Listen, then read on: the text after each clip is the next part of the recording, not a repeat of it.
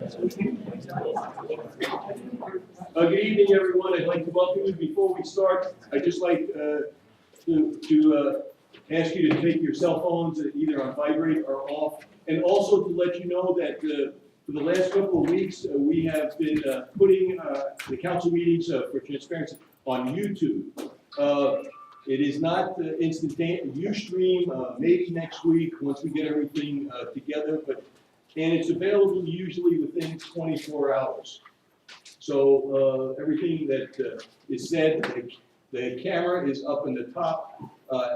Adam is monitoring. So anything you say, please say into the microphone, and you'll see yourselves tomorrow.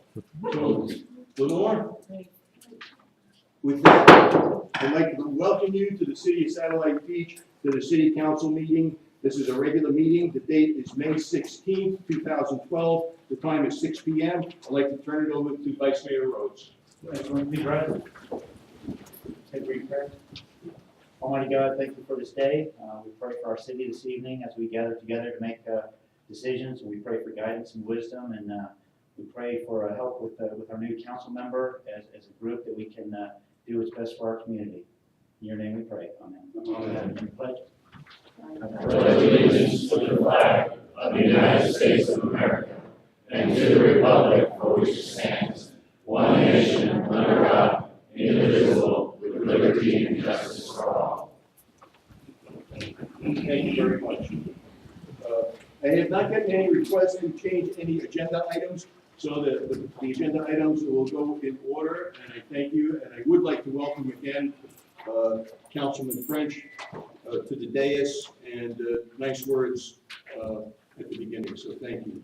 And also to remember Bill Higginson, who served admirably for 2.5 years, and has always been a great part of this community.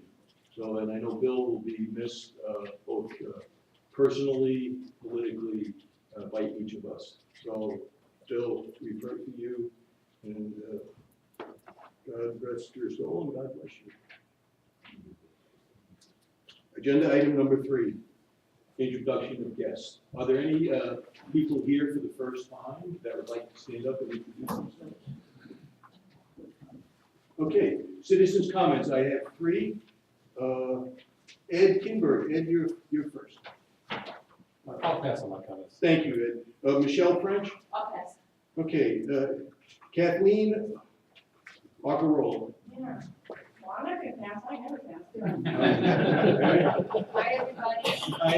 Kathleen, name and address, and you have 5 minutes. Thank you. Kathy Harper, 247 Ligon. Speaking of addresses, some of us have unlisted numbers and stuff like that. I know every time we come up here, we have to list where we live.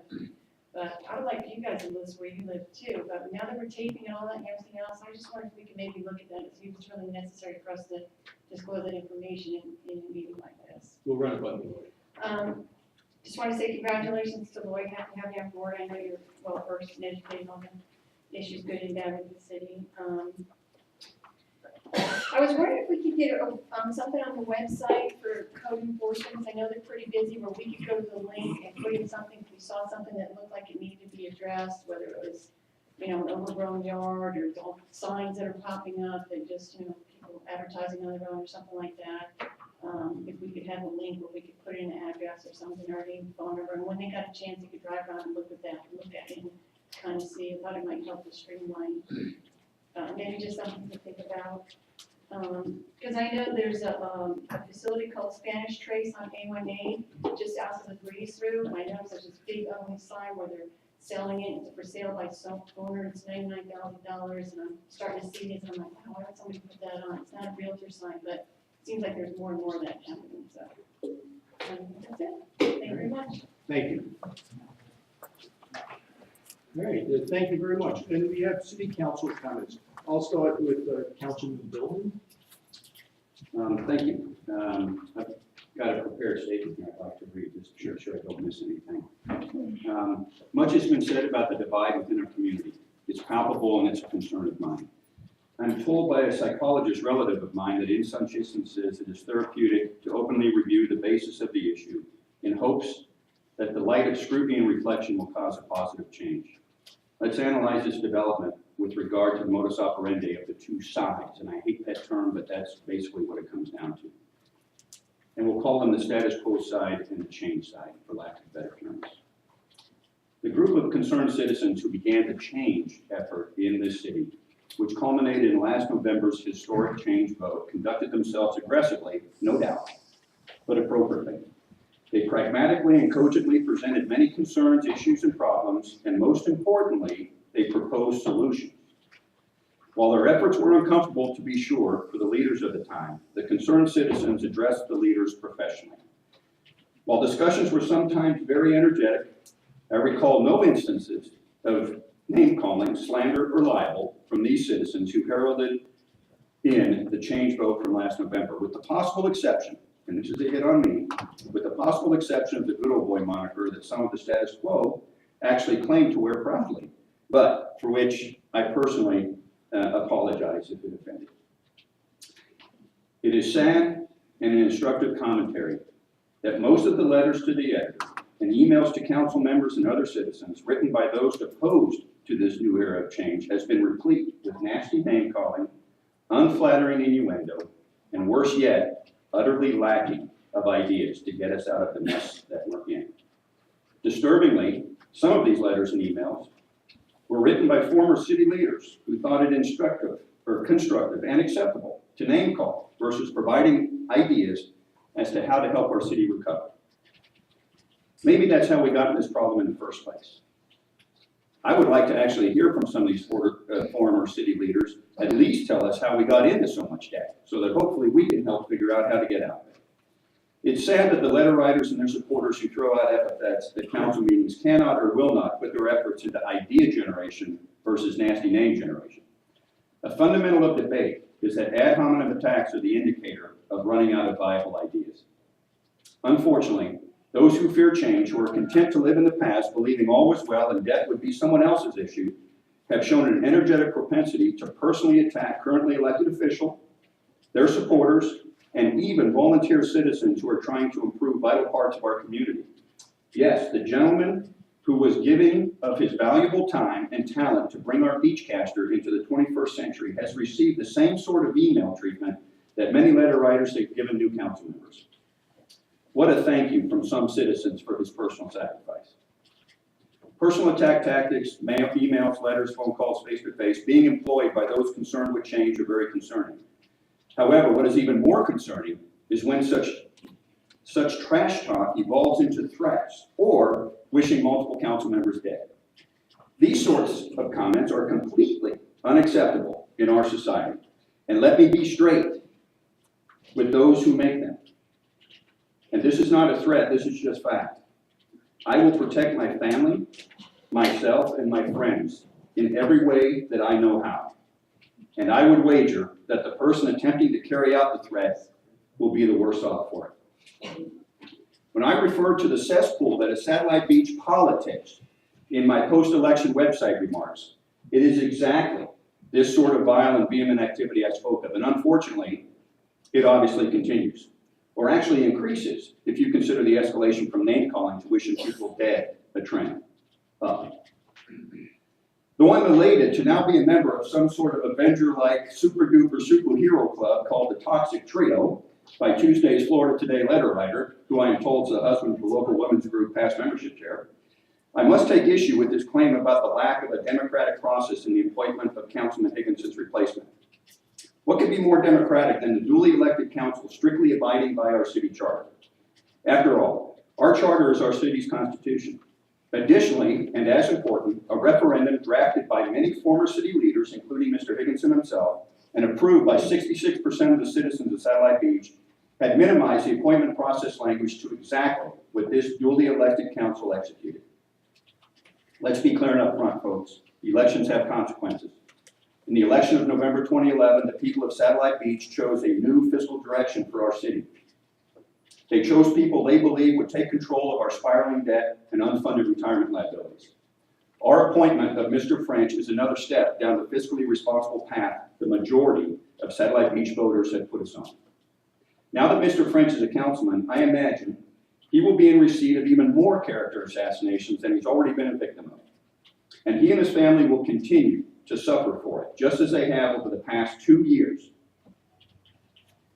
Being one of the original agitators for change, who began standing at council meetings over 2 years ago to speak against fire fees, red light cameras, the $25,000 global warming sea level rise study, the misuse of CRA funds, as well as potential issues with land purchases, he has experienced his share of grief from citizens and city staff who believe in the status quo.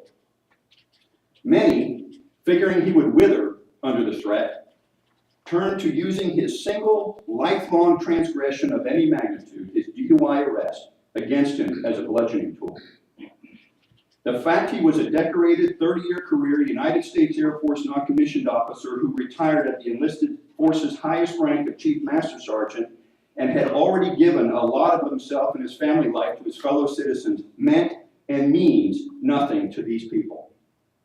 They were and are bent on silencing Chief French's voice of reason and fiscal sanity at any cost. Obviously, they didn't and don't know him the way many of us are honored to.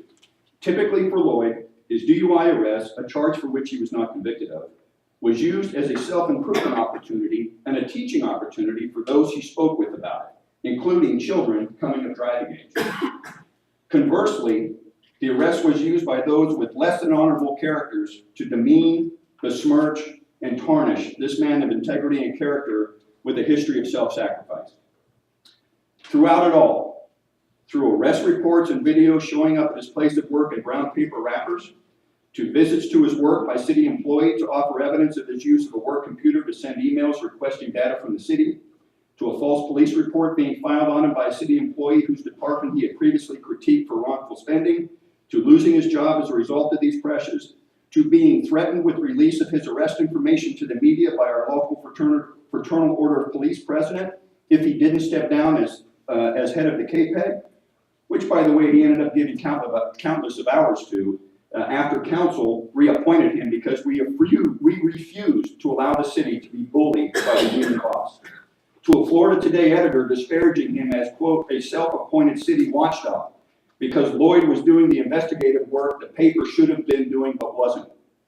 Throughout it all, Chief French did not wither under fire, nor did he run from what he knows is a just and worthy fight.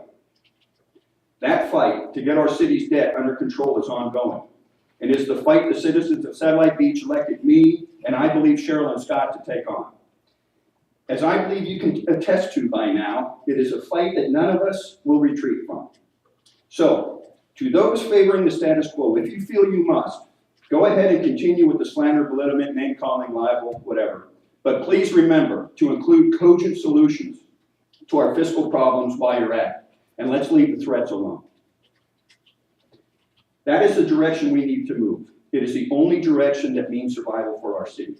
We must control our debt and our unfunded retirement liabilities. Councilman Higginson said it himself from this very seat, or that very seat.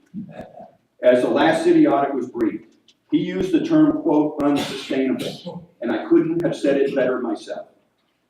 There are only two sides to the budget equation, revenue and expenses. Our revenues are tapped out, with the exception of potential tax base increases if more businesses or families bring properties back onto the tax rolls. We suffer as a community the second highest tax rate in Brevard, right behind Palm Bay, to which the former police chief suggested that all of us agitators move to. Our rate is perilously close to the state maximum, and that's in spite of our relatively high home values and our extremely low city infrastructure requirements. Our millage rate already threatens new businesses and families that we need to expand our tax base. Our reserves are scarily scant. We cannot and will not levy fees or assessments as they are antithetical to rebuilding our tax base. That means expenses, and we've got a lot of them. The answer is we must find ways to do our city's business smarter and cheaper, while doing everything we can to increase our tax base through bringing in new business and as many new homes as possible on our limited undeveloped lots, as well as encouraging businesses and families to bring existing properties back onto the tax roll. If you don't like that direction, that's your privilege. But use your power to vote this November to change it. Don't character assassinate well-meaning, hardworking citizens in an effort to short-circuit the will of the majority of Satellite Beach voters they expressed last November. And if you are going to complain about the new batch of Satellite Beach leaders, at least bring cogent and well-reasoned alternative solutions to the table, and leave the threats or borderline threats out of the discourse. If those of you who continue to express so much vitriol would put just half of your efforts towards solutions to our problems, we'd be well on our way to both solving our issues as well as healing the wounds caused by your vehemence. In closing, let's all be on the same team, folks. After all, as I said in my acceptance speech, it's all of our Satellite Beach. Thanks, sir. Thank you. Thank you, Councilman. Councilwoman Dean. Well, I'm gonna cross a few things off my list there, because I think that Greg kind of covered them. I did, again, my heart and prayers go out to the Higginson family.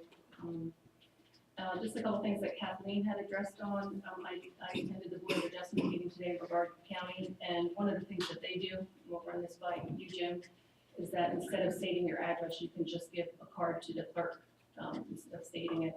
And I don't know if that'll be acceptable here or not.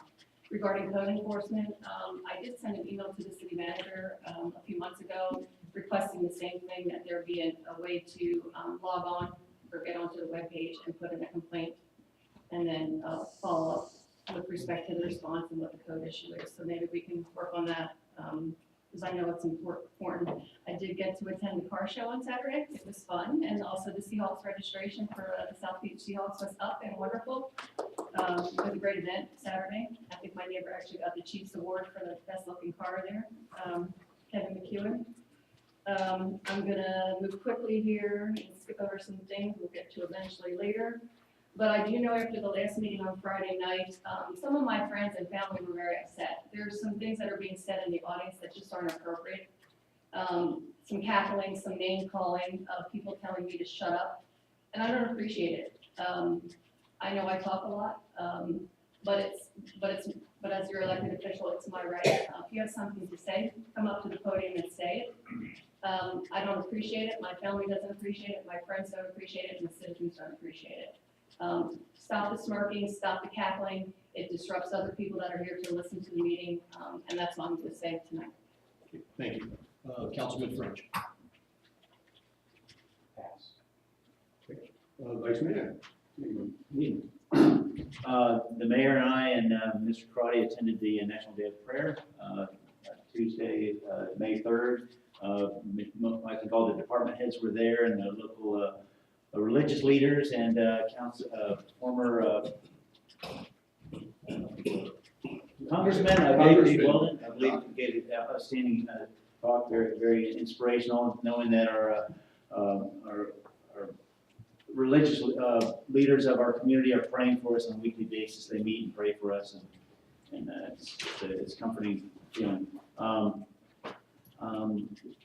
During the fundraiser for Surfside Elementary, the backyard barbecue, a couple of the residents on Norwood Avenue, 300 and 400 block Norwood Avenue, one lives right on the intersection where Tangelo comes in and hits Norwood, asked me, both of these residents asked me about a possibility of putting a stop sign there. Because as you come off, anyone familiar, you come off Norwood, Glenwood, Harwood, the Woods areas, and come in through the 100 block, and there's a stop sign. This Norwood comes with the Con Diegos and Sabelli's, and it comes all the way through. They have young children. There's a lot of skateboarding and hanging out and stuff, and they wanted to. So traffic, we looked into it. Our public works director, our police chief, and we installed stop signs. I think 3 days later. I've had one negative comment about it, but I think overall, I think it was a good move. And again, I think we are here. Some statements were made tonight. I think we're here to represent everybody in our community. And I try to make every attempt to do that, right or wrong. I try to do the best I can with that. I know we've gotten some more correspondence with the resident on Cinnamon Avenue wanting to move in. Looks like he's going to move in. We're going to work through his issues, which is fantastic. He could bring a good-sized company here and some more employees and things like that. I met probably a new customer for me on the ocean between Magellan and Sunrise, the big houses there, and we're working through some issues they're having there. They paid $1 million for their place, and they're going to be ingrained in our community also. So it's I think that's our job, to help out all our residents. So that's all I got. Thank you very much, Council. I just have a couple of things that I have done, the National Day of Prayer. I did attend the library board meeting. One thing I didn't know, and I'll just pass it out, for those of you that have Kindles, that have Fires or whatever, the library has free ebooks, which I didn't know that you can download, and that's pretty much, they only have 4,000 now, but that's growing, and you can get them for 2 weeks, so you can save some money and download the ebooks. I said, this is terrific. So that's a growing thing. I thought that was great. Last Wednesday, I attended the police general meeting, stayed for about an hour, told a few jokes, Jeff told a few jokes, but we got some work done, and I understood, just asked them what was on their mind. And I plan to do that with the other departments also. And I recommend highly, if you would like, I know that you've been to a police meeting, if you'd like to do that, please do. Please attend and be involved in that. On Saturday, I went to the Disabled Veterans Installation Picnic, which was very nice. We have a very strong community. They did recommend, and I'll just put it out there, that when you get your driver's license, if you check off DAV, $1 goes to them. They've gotten about $55,000 in the state from people just checking that off and going to the disabled veterans. I attended the Space Coast League of Cities dinner on Monday. This Saturday, I'll represent the city at Satellite High School graduation. And I did get one call, and I'll just throw this out, I really would like either agenda item or how you feel from the Women's Club concerning Founder's Day. And they would like to know, there's a lot of preparation, we got about 5 months to go, and they would like to know, usually the city disperses about $2,500. If that money, I don't want to discuss it tonight, if we're thinking that the money will be available September or August, maybe a little late because they're preparing now.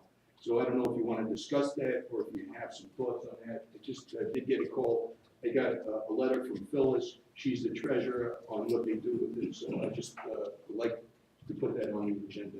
Mr. Mayor, I got a request from a council member previously on Founder's Day from Cheryl, and we have put together that information.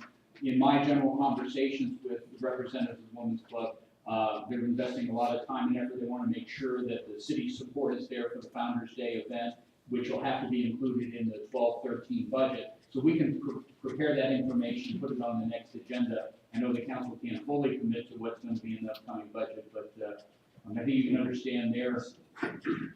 Okay, Yeah. okay, and then we can try and do that if we have, it looks like June 6th is not that, okay. So thank you, and I thank each of you, and city attorney.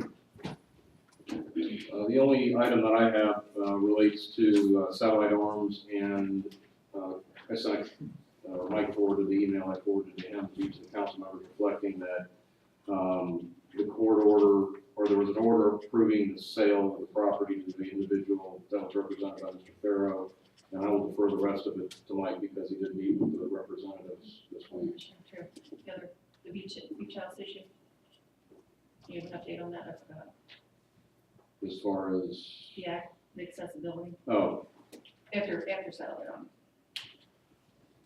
Okay, and so city manager? Yesterday, the city staff met with the new owner and the contractor that's going to make the renovations to Satellite Arms. The owner's name is Corey Tall. He's a resident on Cordes Island, and he indicated that the papers authorizing the sale have been signed. They're en route to him. He anticipated receiving the documents today and signing. Money has been placed in escrow that would bring that about. As soon as he becomes the owner, he will begin general cleanup of the property. He's certainly going to enhance the landscaping, but he's going to work with existing landscaping until such a point in his project where he will be replacing the landscaping. The one suggestion that Councilwoman Dean brought up regarding the forgiveness of the lien, the owner indicated that the HUD closing documents did not recognize the city lien, which is about $3,600. It was suggested that the city may want to waive that lien. We have done that for distressed properties in the past as a kind of a gesture towards being business friendly and encouraging the development of the property. If council has no objections, we will place that on the next council agenda. Yes, thank you. So, The other property. and an issue came up today, or yesterday, I guess with me anyway, regarding, some of the paper streets along the dunes. I mean, this has to do with a specific place, but the issue kind of is out there anyway. There's an issue about access to, one of the properties on Beach Street, and whether or not it was appropriate to allow, in this case, a contractor to go back, in essence, the backyard between Beach Street and well, actually the property on Beach Street and the dune line. And an issue came up with the building department about allowing that to happen, mainly because the inspection of the property or the right-of-way had COs in it. And because it has COs in it, there's an issue about, there's a statute that talks about removal, cutting, I can't remember the other words at the moment, but basically, without the permission of the owner of the property, or if it's public land, without the approval of the public landholder, which in this case, we meaning the city, control that right of way. So basically, the building official suggested it be brought back to council, mainly because the council has no policy about that issue. Because the secret COs would be damaged by a contractor going through that area. There was an ancillary issue that might be there, which we haven't really resolved yet, and I don't know if it is an issue right now, but the main issue is that there is no policy from council to allow, quote, damage to COs that may in fact not be actually in the dune system. Because the statute regarding the COs doesn't only talk about the dune system, it just talks about damaging the actual plant.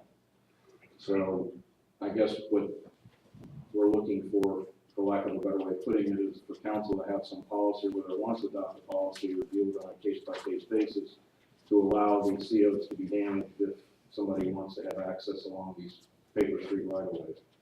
And I apologize, I cannot believe I didn't have this on my list. I don't have the owner of the out in the audience tonight, but I did pull the aerial and I actually stopped by the property. And the area where the trucks have gone, it's dead. And we own the properties to the south. And you can see that the CO's line really kind of goes up, and there might have been minimal CO damage towards the property in question, but not the entire length is CO. So the damage is done, they need accessibility. It's an unimproved right of way. And I have to be honest, after looking at it, I think they need to be able to complete what they're doing and install their well, and we need to move forward. So Jim, I don't know how we would deal with it, but, and I also believe, and I didn't take a tape out there, but we talked about the 50-foot line from the crest. I believe we're further than 50 feet away. And that's what I was saying, Because I think, aerial, I think it was, yes. but we didn't actually go out and physically Right. tape And measure. I actually pulled it to scale aerial, but I just didn't have time to measure it, and by eye, I could tell it was further than 50 feet. And it is So- clear that the public has been using that right of way with vehicles to Yeah, gain access to the property. It's not new damage, it's old damage, so I'm voting towards leaning to allow them to use it, and the next step would be, if we don't want anybody to access it, to put ballers up to say, no access. Well, that's kind of where I was coming from with my comment was, do you want to deal with this on an individual basis, or do you want to? I think we need to deal with an individual, and then, again, if we don't want people to drive back there. The interesting thing about it is you have fully manicured lawns right up against the dune line. You know, they're pristine, they're beautiful, so you have all these insecticides and herbicides going into the dune. Anyway, you have St. Augustine grass growing into the COs. So I wouldn't really consider it primary. I guess it's still considered primary dune, but I just think at this point, they need to have access to their property. Well, I'm just saying, if council, I mean, I think the issue right now from a timing standpoint is if council wants to address this one individual right now, to authorize them that if they damage any of the COs, then they damage the CO. Damage, they're dead. I mean, Well, I it's don't- not damaging more. This was the property I talked about earlier. I met the people,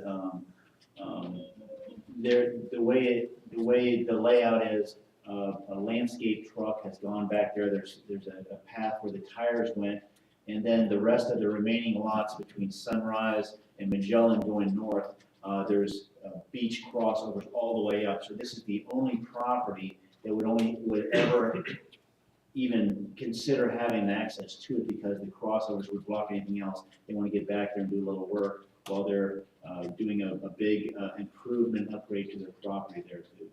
I guess the house was empty for 3 years and they're putting lots of money into it and improving the property. And I think for what they were talking about as far as, digging a well, arguably it's an exception to the general permitting requirements under the state statute too. Those kind of activities, east of the coastal construction control line. So, Any cons, do you see? the only, Approval, anything, any?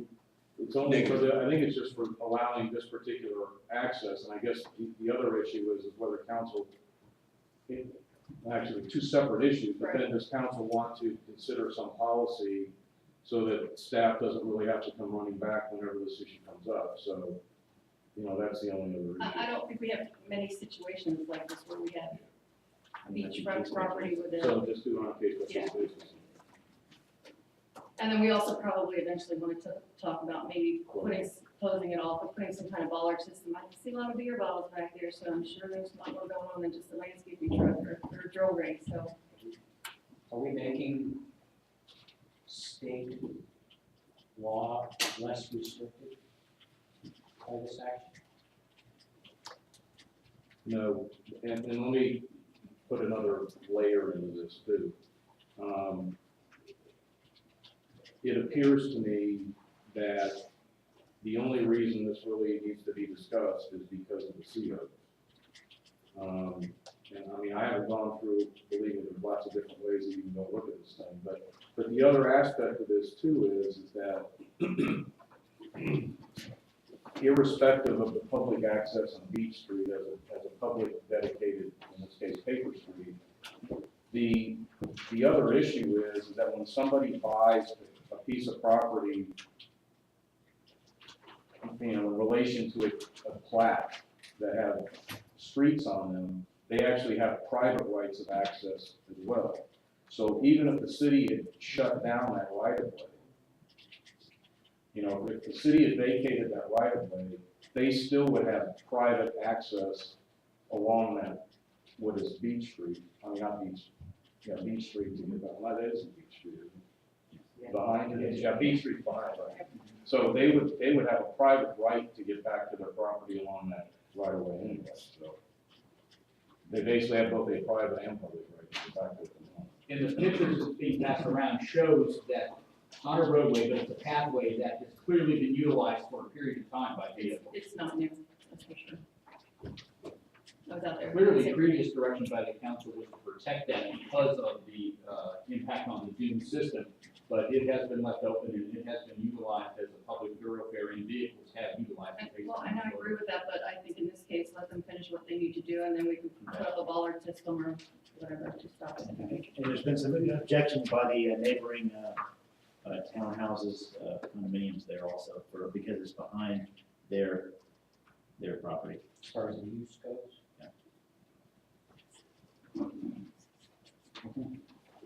So we need to I make think a you just motion. have a motion, you have to allow.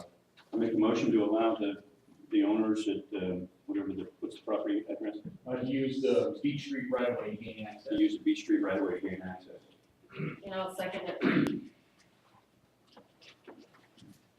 Okay, I have a motion by Councilman, second by Councilwoman Dean. Discussion? I've talked to a few people about it. It was probably best if I didn't vote on it. I was kind of the lead to work with these people. They're gonna hire me with the well company and installing the irrigation system, things like that. So it's probably best that I didn't vote on it. I did hear that if you want to do this a one-time only and then come back and address it, should that be part of the motion? You want to do And that this will be a one-time activity. Okay, And we will come back and approach these things on a singular basis. and then we can get, Scott can say something that didn't want, okay. Good one? We just messed it up.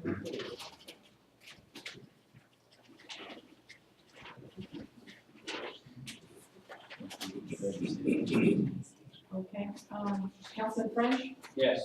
Vice Mayor Rhodes, Excuse myself. oh, I'm sorry, you're abstaining, sorry. Stand. Councilwoman Dean, Yes. Councilman Billman, Yes. Mayor Fontaine. Yes, and the motion passes unanimously. Sir, can we make a motion on that lien waiver? I mean, that's just not yet, I mean, that's yet something else we need to. I make a motion that we, that the city It'll be released. release of lien on 1170 South Patrick Drive as a business-friendly welcome to the new owner. You want to authorize Mike to sign? And I'd like to authorize the city manager to sign. And I specifically reference Satellite Arms because that's a meandering address, and it depends upon. The former satellite arms. So 1170 South Patrick Drive, the former satellite arms. I'll second that. Okay, then motion by Councilman Billman, second by Councilman Dean. Okay, that'll be Councilman French, Yes. Vice Mayor Rhodes, Yes. Councilwoman Dean, Yes. Councilman Billman. Yes. Mayor Fontaine. Yes, and the motion passes unanimously. I have update on several items to the city council regarding the CRA update and the work being conducted by CGA. They are currently working on bylaws, procedures, including a recommended meeting schedule. I know Councilwoman Dean indicated that by trying to have the regular council meeting with the CRA meetings, it has presented some timing and flow issues. And Jeff Orris is looking on at procedures. Also, another member of the CRA board, Mr. Kinberg, has brought up several ideas regarding reporting requirements from staff back to the board, and just going to incorporate those ideas into the CRA bylaws for your consideration. As part of the budget process, which begins in June, CGA will be recommending their staffing and organizational issues that they were tasked to do, so that will be part of your budget process. On May 23rd, they will complete the interviews for those individuals who were unable to attend the interviews on May 2nd and 3rd, and they'd also like to include Councilman French in the interviews now that you're a member of the CRA board also. For those who they're not able to hook up with on May 23rd, 24th, they will conduct the interviews by phone for the remaining individuals. They will have a status report to the CRA board back at their July meeting on their writing of the new CRA plan. They will be conducting a public meeting on May 23rd, the second that is required. It will be held at 6 p.m. at the Schechter Community Center. And they are reviewing two specific tasks that were assigned, and that relates to the CRA purchases of land and the JLAC unresolved issues. So they will have information to report back in June and July.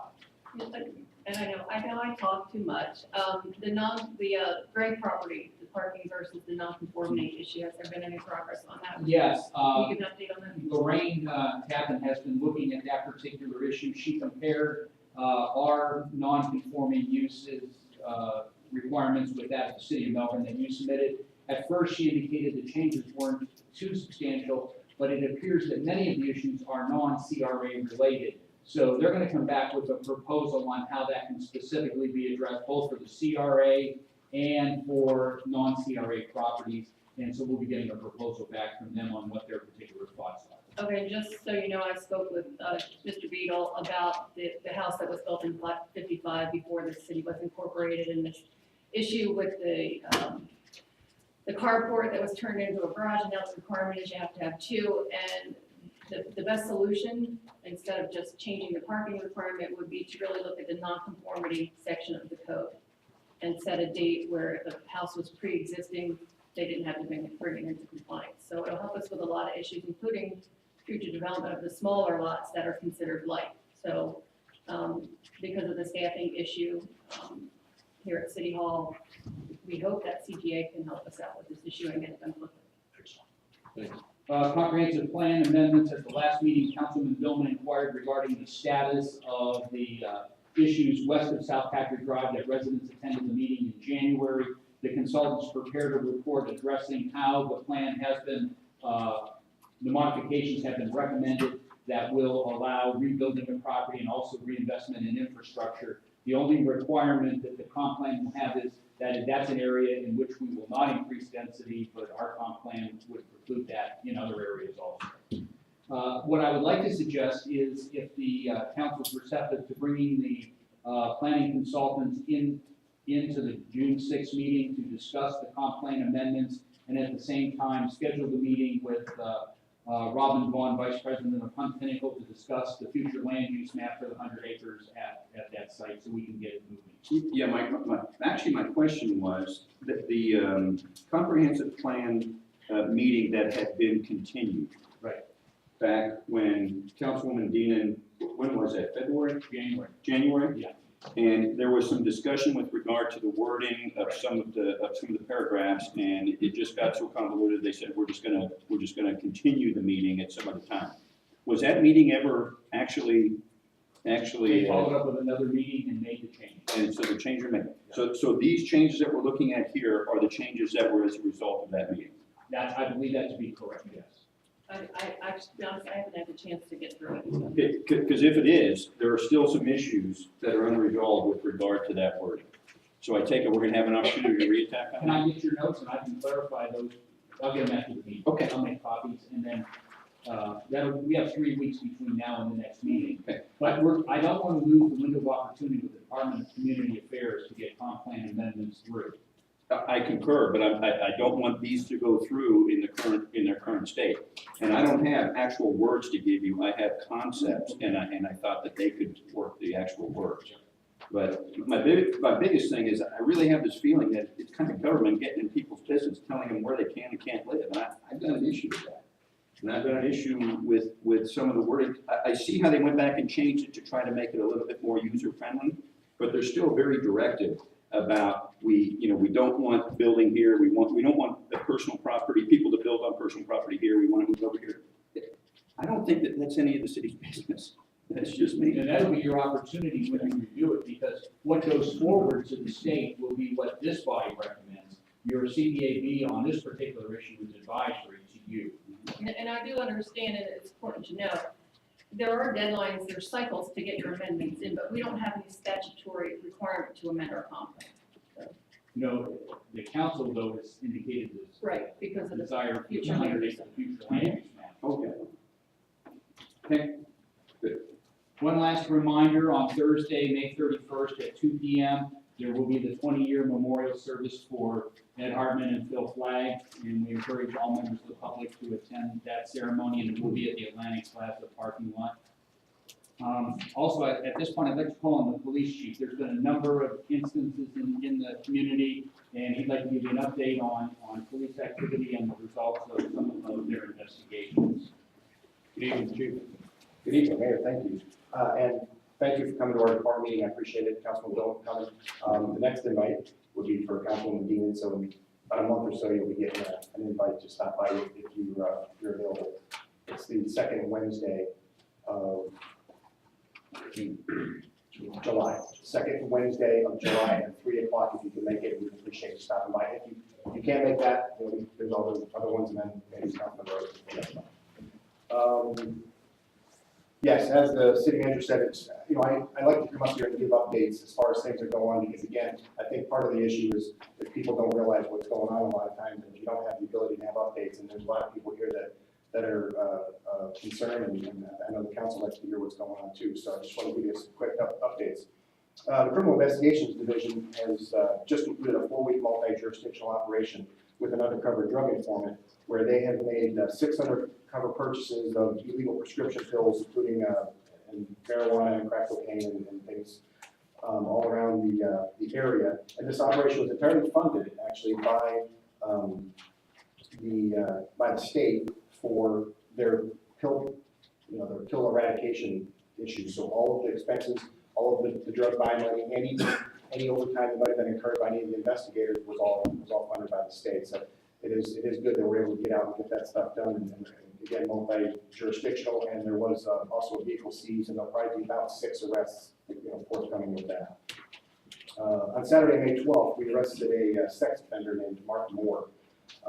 Moore's a registered sex offender from South Carolina, living in Vero Beach, and what he was doing is he was driving all the way up here from Vero Beach to come to our beaches, expose himself to people, adults and children, and because of the fact that he would do this, and do this very quickly, by the time anybody could get to a phone, get a call, and get someone there, of course, the person was gone, and being the fact that there wasn't any eyewitnesses that could pick him out, and all this kind of, we ended up setting up operations and sting operations and trying to have an undercover people up there on top of extra patrol beach access as well.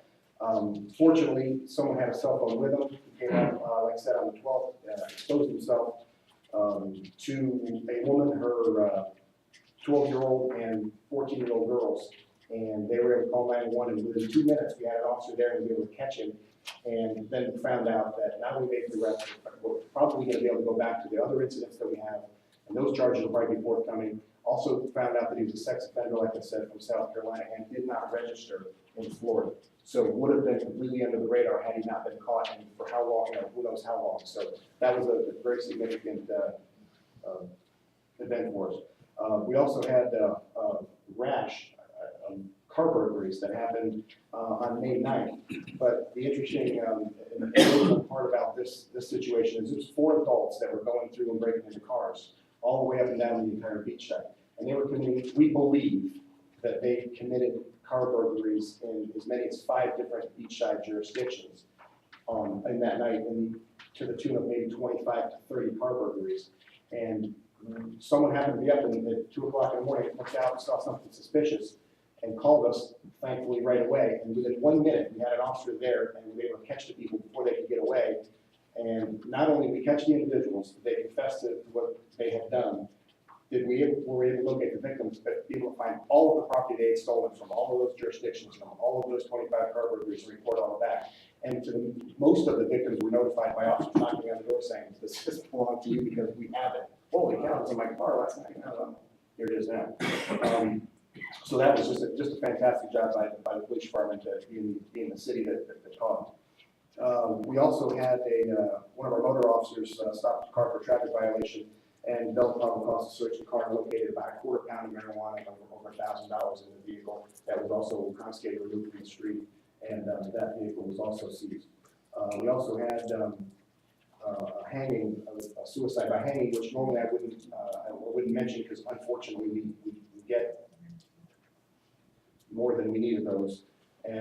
But this particular one was just a more violent nature and just took a lot longer to handle because of the extreme situation that I'm alluding to. But it was an excellent job done by not only the patrol officers getting there and protecting the crime scene, but the investigators to get there to realize that this was in fact a suicide by hanging. And also I participated in the car show. I'm also a member of the Lions Club, but the car show was great. It's our first annual, and the Lions Club asked me if I would give the Police Chief's Choice Award. So I said, okay. So in the morning I came up and I was helping set up and cooking hamburgers and hot dogs, and I ran home and changed, and I got to walk around through all the cars, talk to all the owners, and get out in the community. Again, just a lot more people and a whole different demographic of people that you get to meet and see. And I got to pick my favorite car. Of course, my daughter, the fact that she liked it too, it helped because she was there doing face painting. And I didn't know it was your neighbor, but boy, what a beautiful powder blue Corvette convertible, older model, beautiful car. So that was a real nice community event that I was able to participate in both. And that's it, sir. Any questions for the chief? Questions, Chief, and thank you, and thank the entire department for all their perseverance and the outstanding job that they do each and every day, 24/7. Thank you, Brad, also.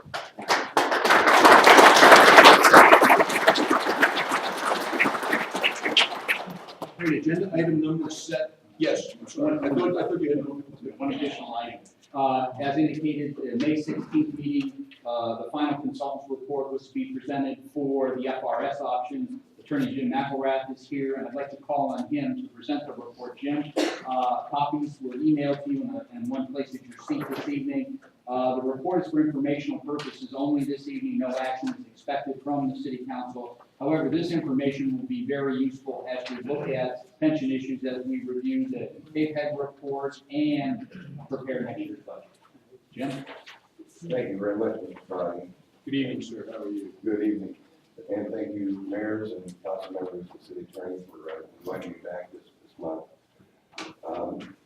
To your point, Councilman Dillon, I promised last meeting that I would go back and be working with the plan actuary and folks at FRS, try to find options that might address the issues of underfunding in the plan and also address sustainability. And toward that end, I've gone in and made the assumption that with various scenarios, first of scenario 50% of employees of the police and fire going into the full retirement system, and starting with the youngest employees as those who are making an assumption that would go into the full retirement system, because realistically, I think the younger employees would be the ones most attracted to that option, given that employee contributions are only 3% in a full retirement system, which is 8% in the current plan. So that's our first assumption. Second assumption is 80% of employees going into Florida retirement system, and the third assumption is 90% going into the Florida retirement system. And we went back to the actuary and had him look at what the potential reduced cost to the unfunded and amortized liability in the city plan would be if we went to the Florida retirement system and purchased past service credit on behalf of all employees moving over. And I calculated the cost of past service, and I'll check my papers here, bear with me a second.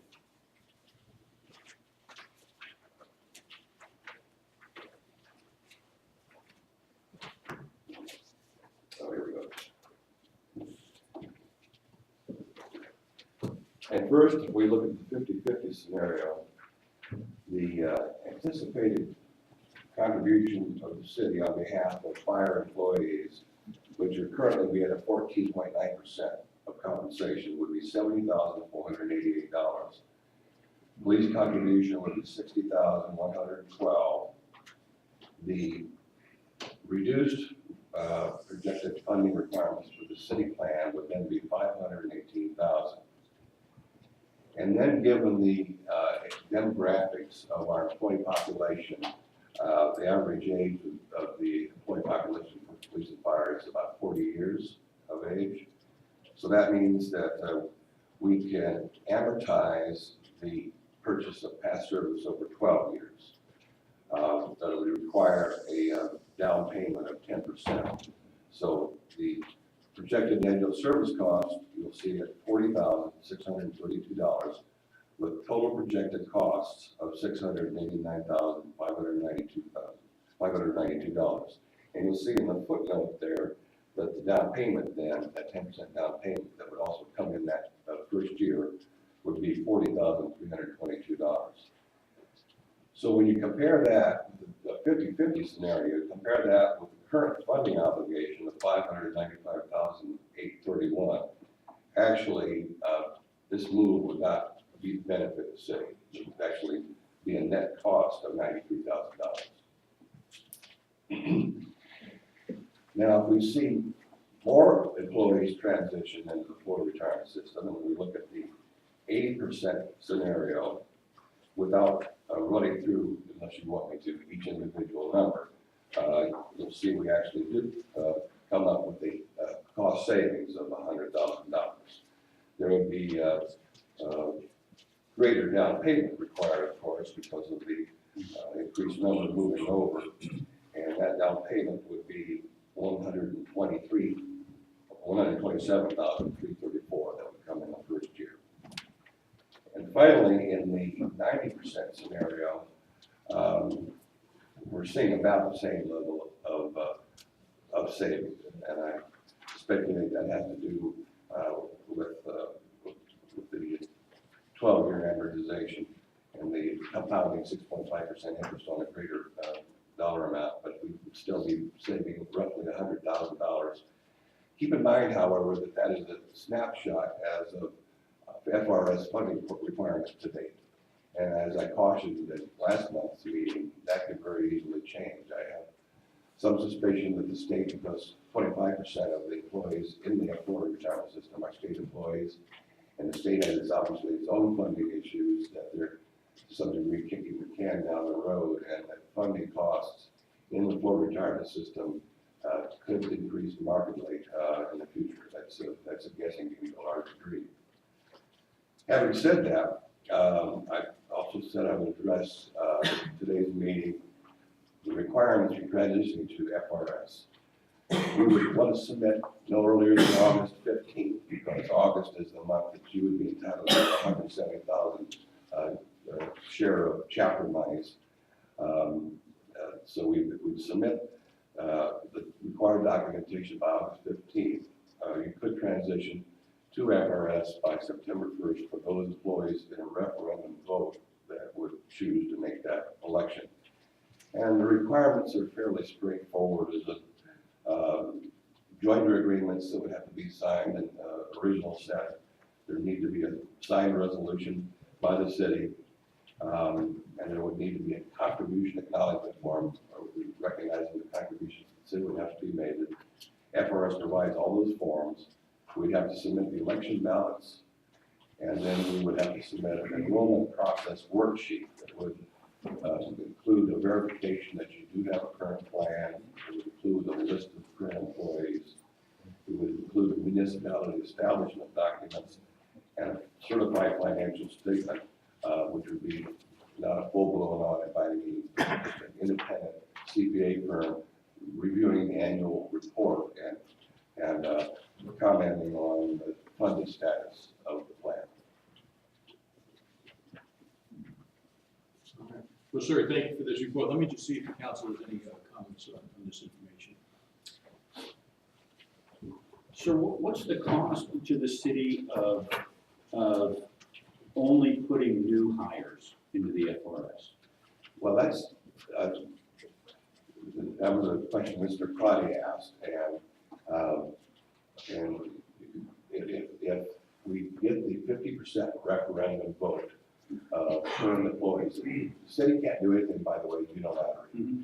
So if you get the 50% referendum vote by current employees, and keep in mind that all they're voting on is to permit the city to open up the transition to full retirement system. It doesn't bind any of the employees to vote yea to actually make that election. But once you get that election, then in point of fact, all new hires mandatorily become participants in the full retirement system. They can't elect otherwise.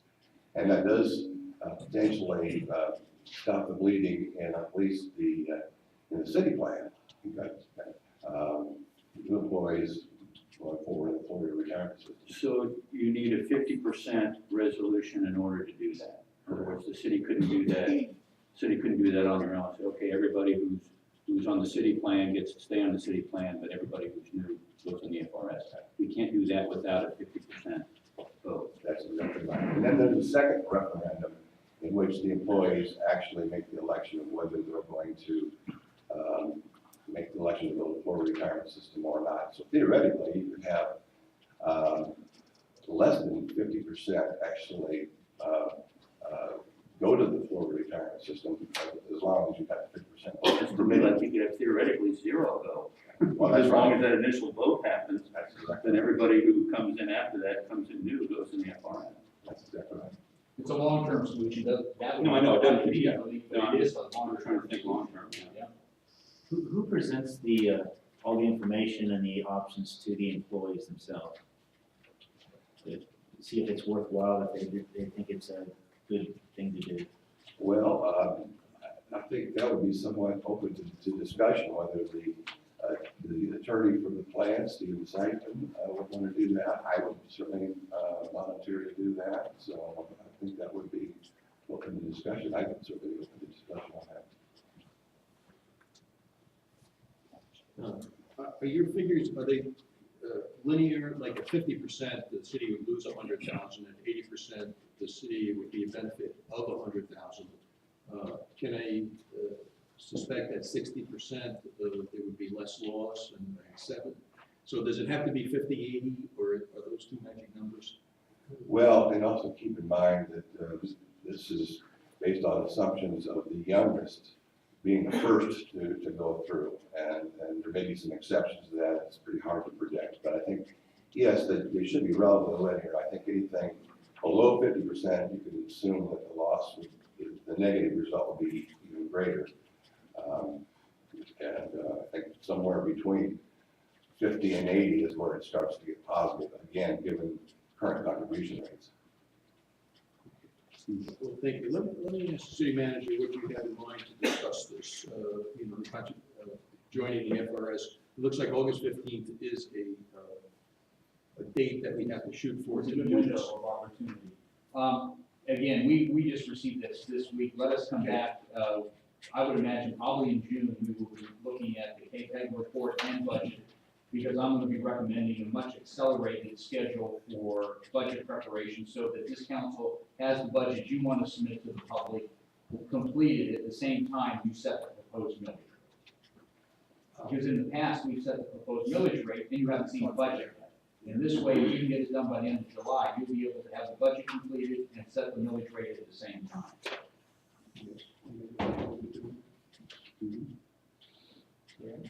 Mr. McElrath, I thank you very much for coming again and joining us. And this is a really good information. Thanks for doing that work for us. My pleasure, thanks for the opportunity. Thanks, Jim. Yes, I'll be we- in touch. Agenda item number 7, presentation of final report of Citizens Advisory Panel for Efficient Government. Mr. Fry. We no longer have our chairman to call on for the report. What I'd like to do is, Andy, you're gonna begin the presentation. Yes, The committee has worked several nights each week for the last month, putting the final touches to the, I believe, 92-page report. And they prepared a presentation this evening. It was going to be longer than what we're gonna see this evening, but they parted down last evening. I believe Andy's gonna provide the lead-in. So Andy? Hi, Andy. There it is. I'm Andy Groom. I'm one of the 6 remaining members from the Satellite Beach Citizens Advisory Panel for Efficient Government. I'd like to sit because I'm going to read this. Has the report been made available to City Council? They got a copy. Just now. Then I'll begin. In a different time, under different circumstances, and with a different involvement of the people, the report that you have would be a different report. But right here, right now, under these circumstances, and with those who have chosen to contribute, the report you have is what you have. The report contains an overarching message that, as I believe Oscar Wilde said, every problem has a solution that is simple, quick, and probably wrong.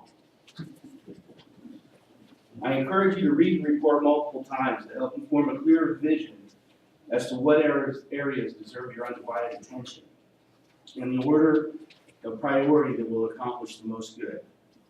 Of the items mentioned, the single dominant element that touches all of them is the current absence of a detailed, documented, ongoing, long-term plan.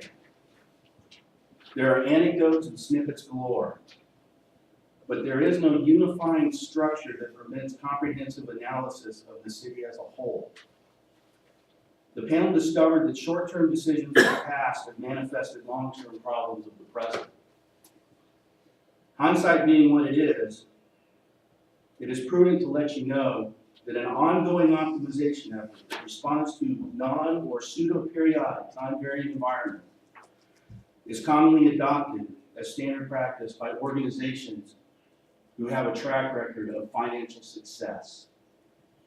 If the city of Satellite Beach wants to be an organization with a track record of financial success, then it is in your interest to consider such an effort.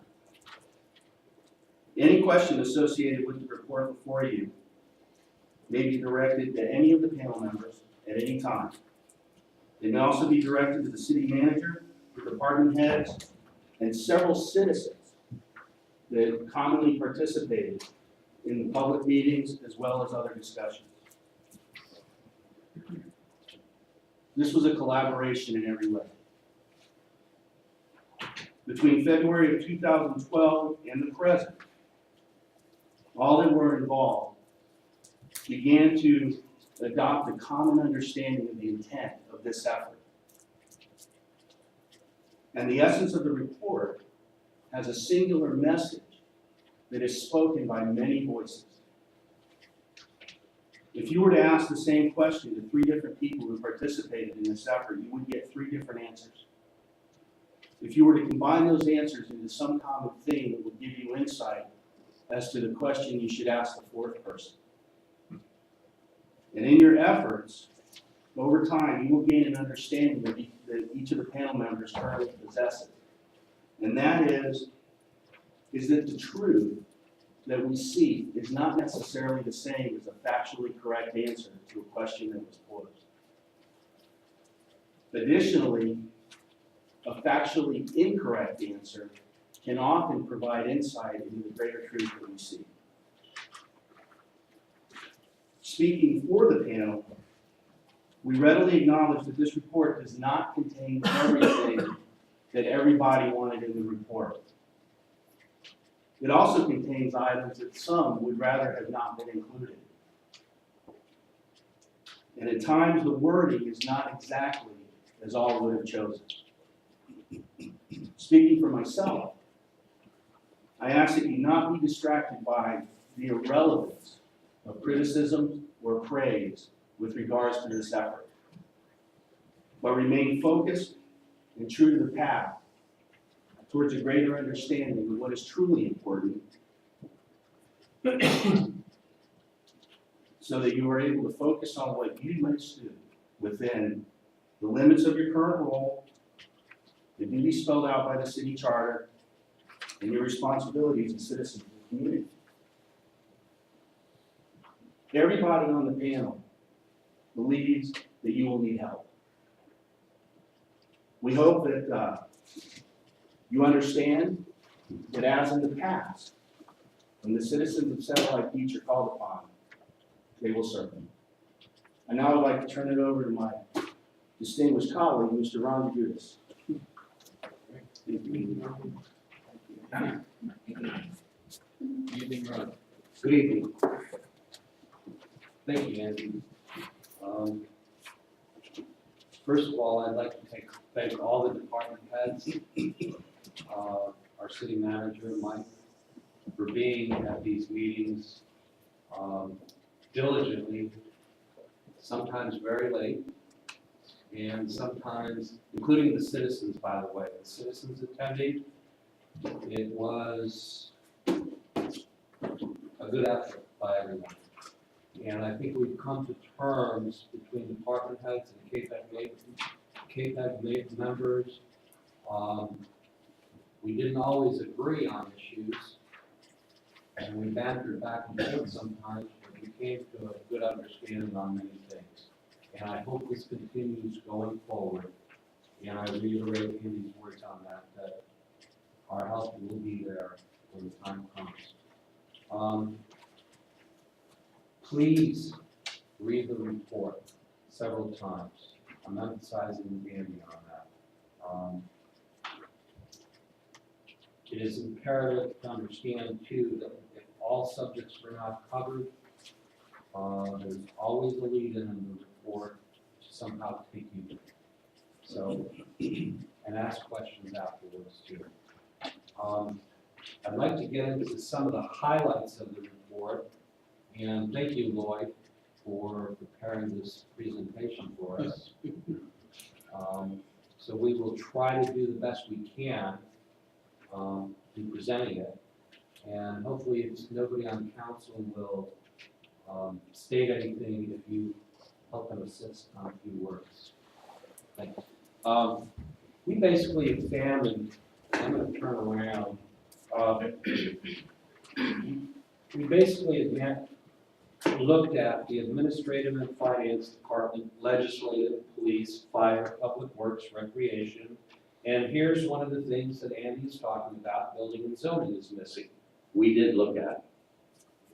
And as you read the report, what you're going to see is we also came to a point where we, in covering so much ground in such a short period of time, we said, let's identify the areas of concern, at least have that down, and if we get towards the end of this time period and have time to examine them, we will go further on it. And we can go further on it on a going forward basis. I'd just like to highlight a few things as far as more examination needed. one of the things we saw for facility utilization, we looked at the ball fields, we looked at the parks, we looked at the Schechter Center, even City Hall. And it was brought to our attention by a citizen attending, are we truly utilizing all our facilities 100%? We don't have that answer yet. It needs more research. Do we have an over-inventory of properties? Maybe that's a problem, but it takes careful consideration in determining these issues, and just coming out with a statement that says, yes, it is, we can't, because we do need to do our due diligence. And re-emphasizing the point that I brought to Andy a while ago, and he presented it quite well tonight, is short-term gains, long-term losses. We need to look in the long range. We looked at wages and benefits. Michael presented something that we had done for salaries and wages years ago. Times have changed. Our financial constraints are what they are today. We need to carefully examine these areas and also remember that we're dealing with collective bargaining units. That's going to be something to look at. I can go through fleet management, and several nights with Lloyd, we went through the automobiles. We tapped into it, and please read the report. We looked at police vehicles, public works vehicles, mileage allowances, and so forth. And we observed that we need to address those issues and come up with a plan for the usage of these vehicles that is smart for the city. We touched on employee policies, sick leave policies, comp time policies, IT infrastructure, and I go back to facilities utilization, but we also have real estate holdings out there. They're sitting perhaps vacant sometimes or are underutilized. Maybe they should be brought back on the tax roll. We did find one thing here in the city, and it's not unusual to see this. I've experienced this in the past. Usually IT is one of the last things sometimes that is addressed when there are other current issues going on. As a city, we need to look at IT investment. We have a whole bundle of issues, including safety, public safety, which is very important for the city. It's a new age. We're now into iPads. What next? And these are some of the efficiencies that are lacking in this city as far as IT structure. For instance, the police, when they're out on patrol, they have to call in and request certain information. It's challenging with an antiquated system, and that's what we're looking at. If you want to slip to the next slide, and I'm not going to belabor all these issues that are on this PowerPoint too much. I'm going to hit them a little bit because we do have a long council, and I truly believe you need to read the document first and come back with questions. Okay, we got a 10-year. You said next. I did. Is that the one you want? That'll work. Thank you. In the report, what we have, and we've established a baseline, I think, for citizens and the city. I'm sure city department, well, I wouldn't say city departments, but I know Brenda, the CFO, looks at this, and Michael may look at this, but it's opened up a whole new door here where we have a 10-year fiscal history presentation for all the departments that we discussed. And do not make assumptions on the past quickly. In the 10 years, costs have escalated for the city. There's no question. We've had various factors contribute to that situation. And of course, the problem arises when we have a downturn in the economy. Certainly, history can tell us something of what we should do on a going forward basis. And that should be looked at here. Long-range planning, when we hit the boom years, we should perhaps keep in our minds or somehow address the notion for future city councils that when those times are here, somehow incorporate in the plan of the city that don't spend it, guard it, put reserves away, pay off debt, fund the pensions. Those are the things that are critical for a city to have taken care of so that they can spend on day-to-day things. It's like a family, like Councilman Billman has said, it's a family. You need to plan accordingly. And somehow to instill that into future councils is one of the dilemmas that KPEG still deals with. I know I as a member do. How do we make sure that we do this the right way? We do need to continue the continued pursuit of efficiency. It's a given. As time goes on, we try to do better, make life better for ourselves. We have suggestions in there, and read them. One of the things we did in this report, I do want to emphasize, we did not vote on what would be included. We had a working session that included not only panel members, I believe citizens' inputs were included in this, and department heads. It was a collaborative effort.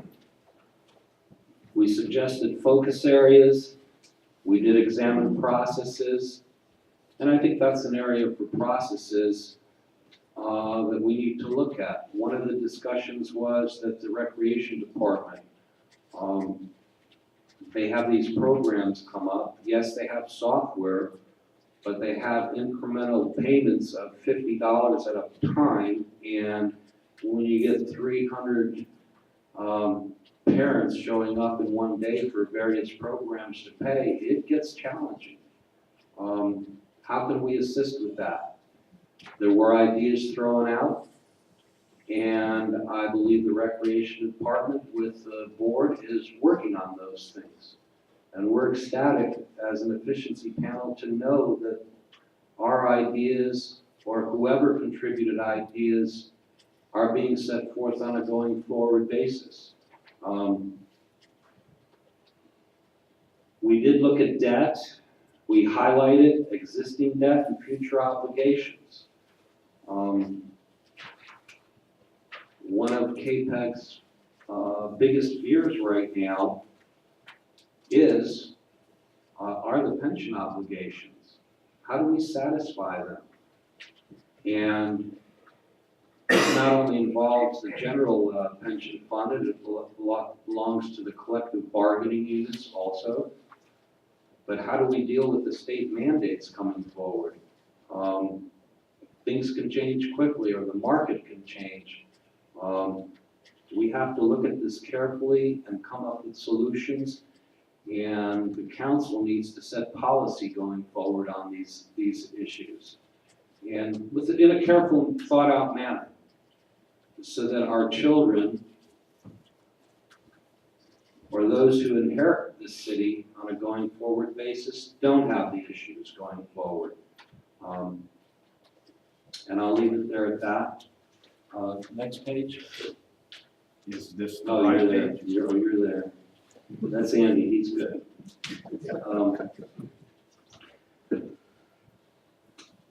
As you can see, the report essentials, we need to, and it was brought up, I think it was last night, at our meeting, the essentials of volunteerism. It's not only getting the initial volunteers in the programs for the various areas, it's sustaining it. It's having the volunteers continually contribute, continually showing up. Some things were suggested, but I think it needs to be worked on by volunteers. In fact, one of the areas that in this whole study where somebody felt neglected is the Public Works Department with volunteers.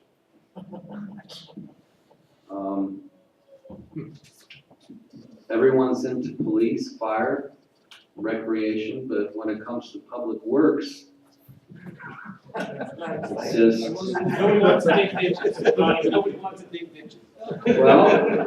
well, the issue is, we could have a painting party.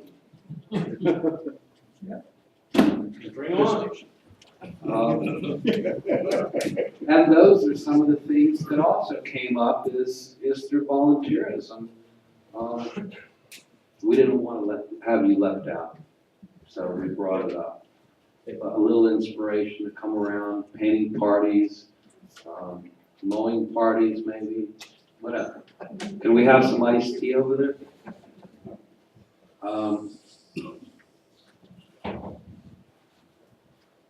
I look at this statement here for extravagance, and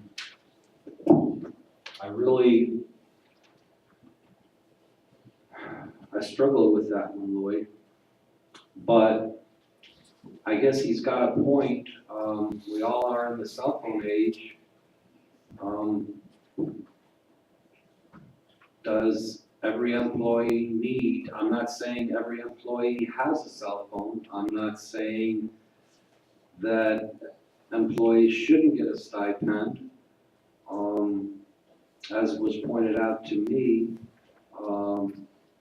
by one department head, when an employee has a phone, I can call him, and he better answer. He's got no excuse if he's on his own phone.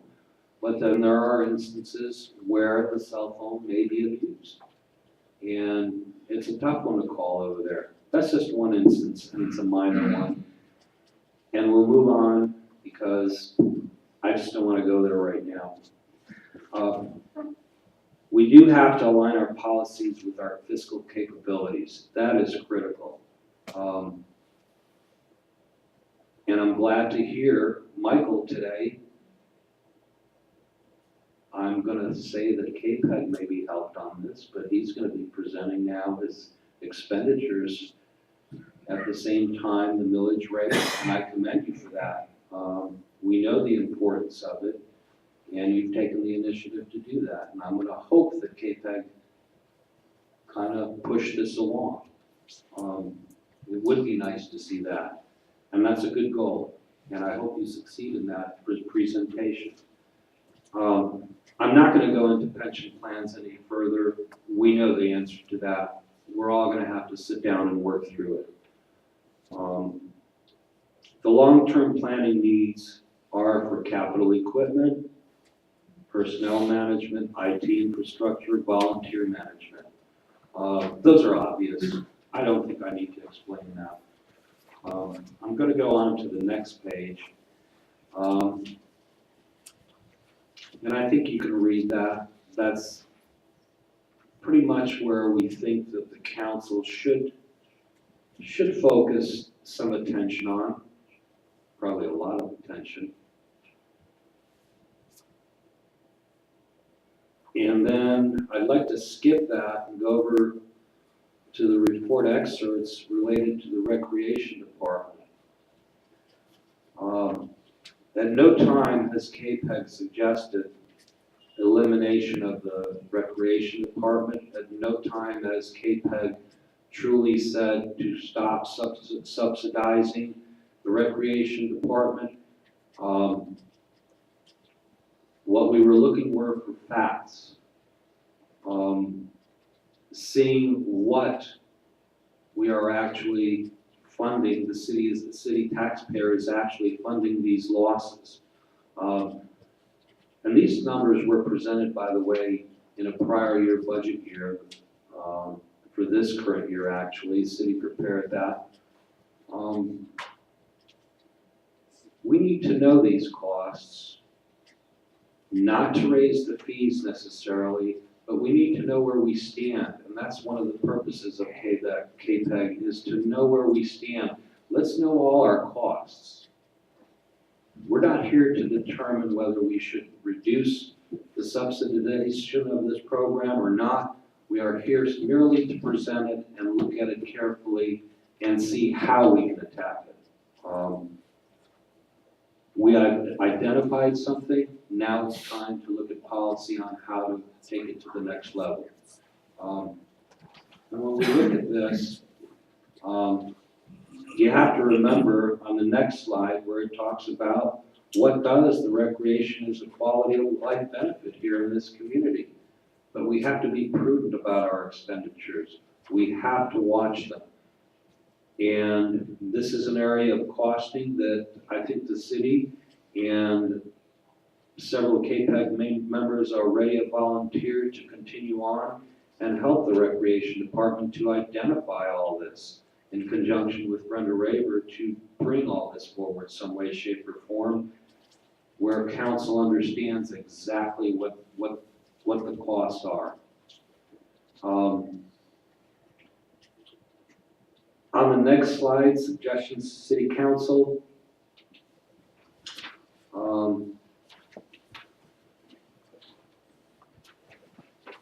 As Andy pointed out, it's really establish a continuous efficiency effort that also involves citizens. And staff. Council has presented that, and staff should be rewarded for certain efficiency suggestions. And what we found overall through this study, I want to make one comment to the department heads. They did spend the late nights here. Some nights they could have called off while we were getting our groups going.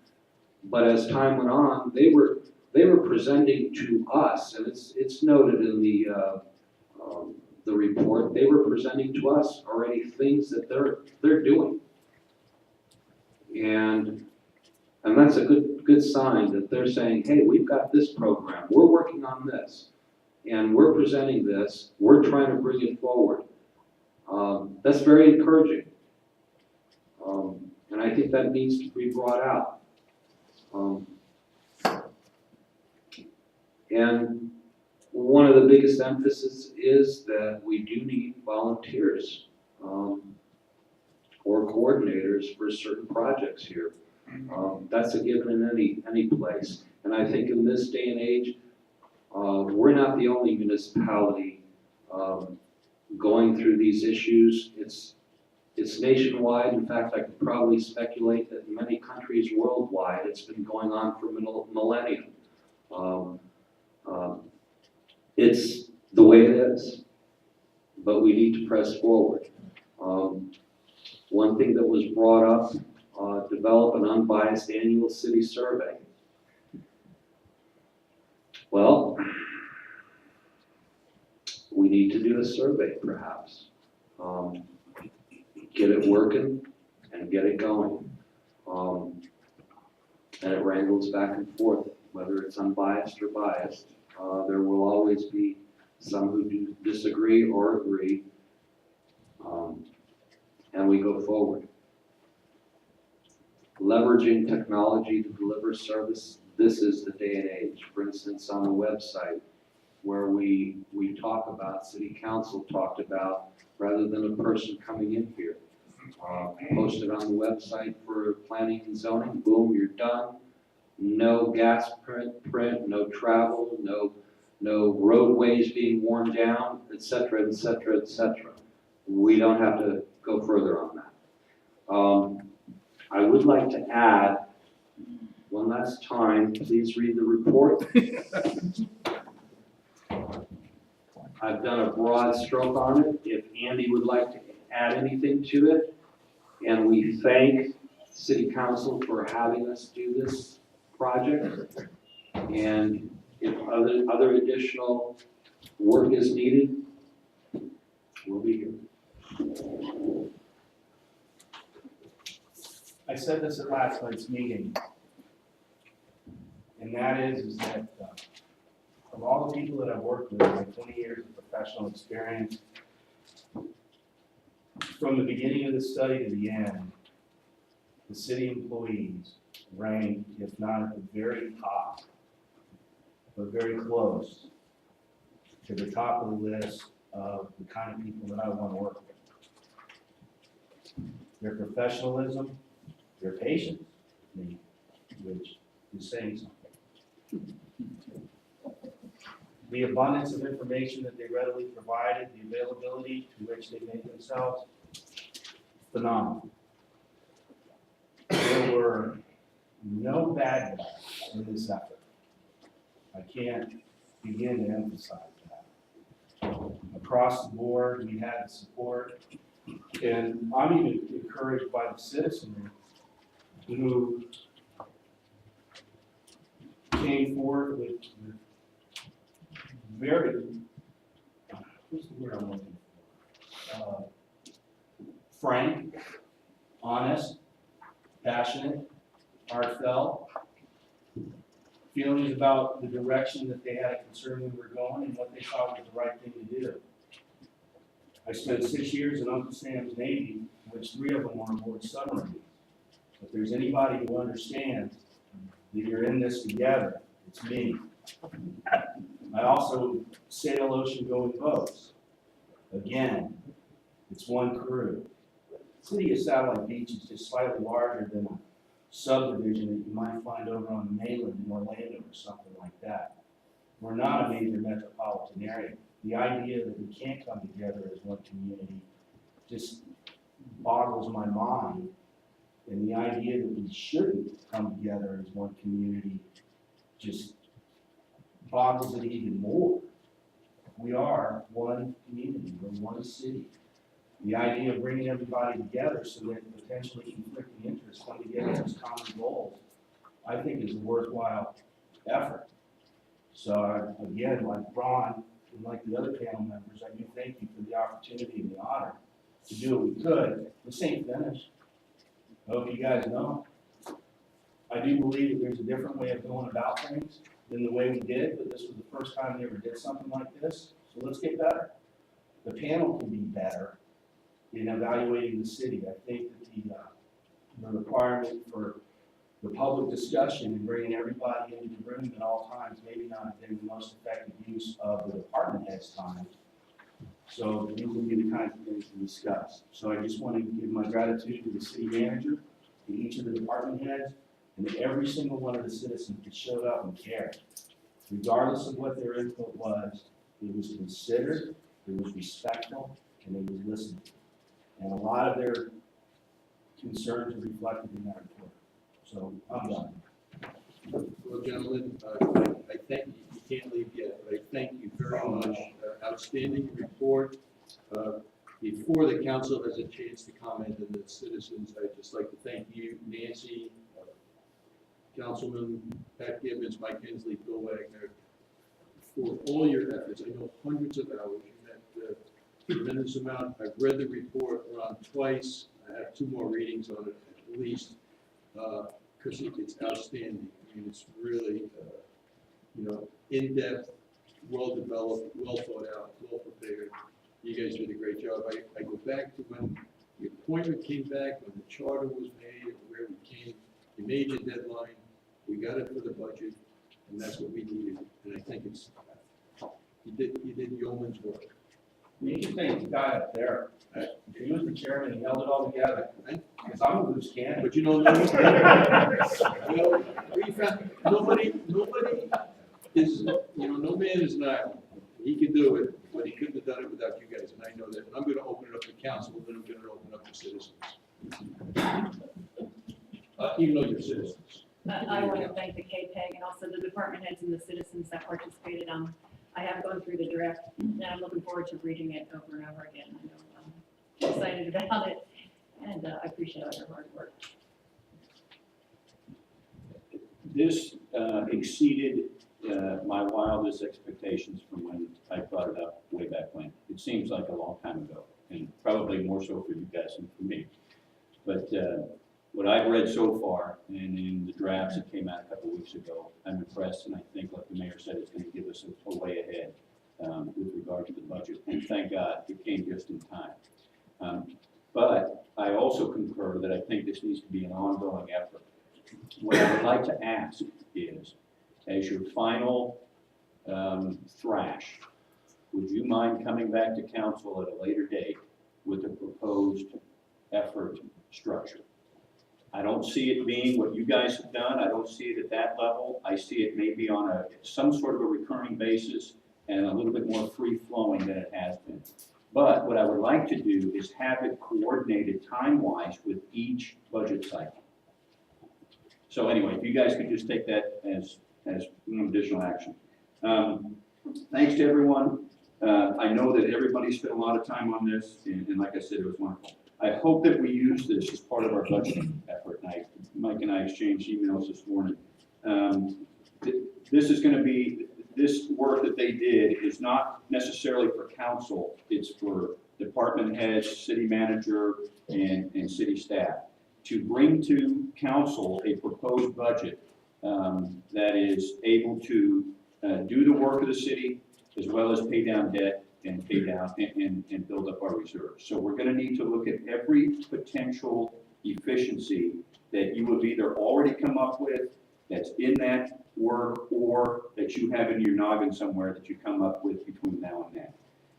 The department budget briefings are gonna need to come to us with those efficiencies in it. And I think that this is a great start.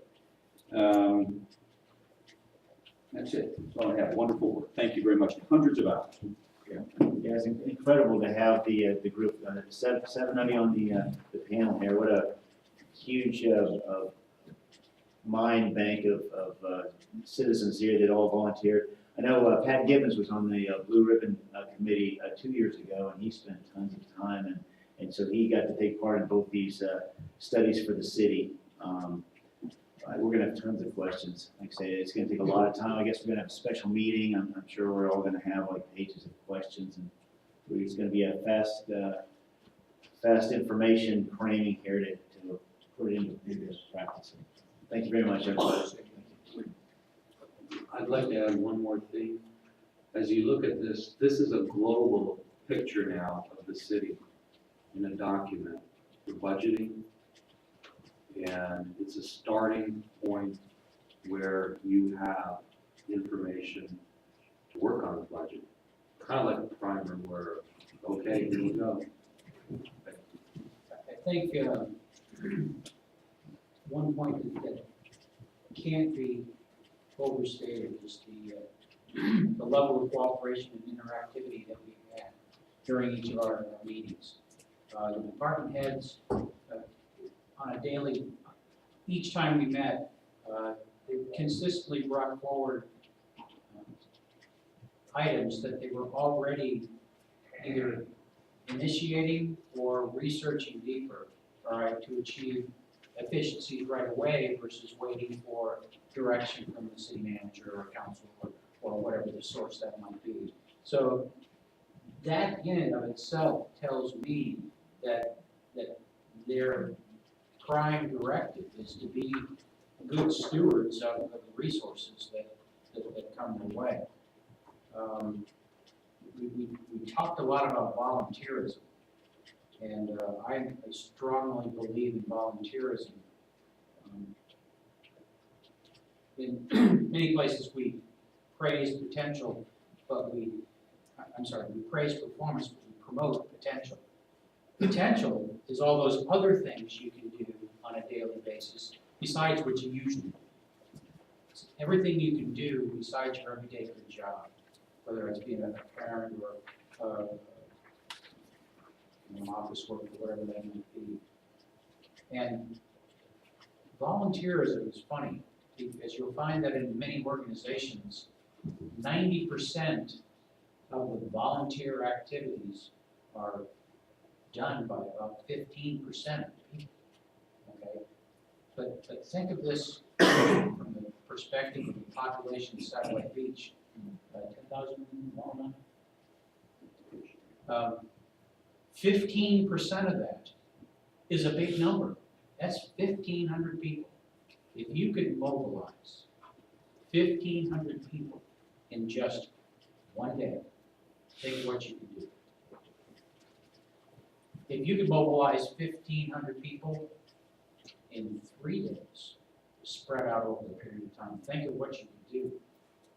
Now, I mentioned several times during the course of KP that you would be amazed at how much you can buy with a couple of hot dogs and a Diet Coke. So, if you want to paint the buildings, if you need to mow a ball field,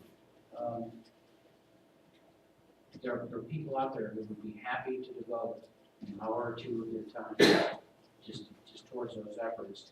Not only to be here by the city, but for the camaraderie. Because typically, these people that come out and volunteer are out there for the social aspect as well, not just for the altruism that volunteerism represents. But again, to the panel, you stuck with it, and to the people that came and participated every single time we met, you were polite, you were interactive, and that is what made this a success.